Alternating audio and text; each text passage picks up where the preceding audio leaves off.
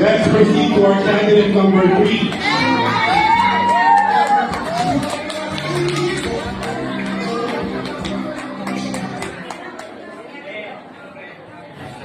Okay, how do you feel right now? I'm very nervous, but I try my best. Okay. I think dyan magaling ang Pilipino. Trying our best. We always try our best. So please try your best. Okay? Your question is, what does OFW mean and how would you describe it? In Tagalog, ano ang ibig sabihin ng OFW at paano mo ito maisasalawan? Thank you for the wonderful question.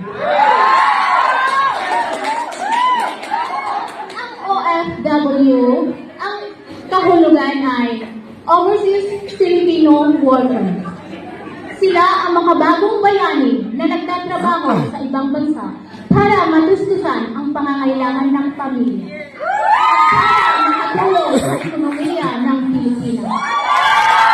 Isinasalaran sila ng isang tibay, sakripisyo at pagmamahal. Thank you! Thank you very much. Thank you, number 3. Number 3. Kinakabahan ka pa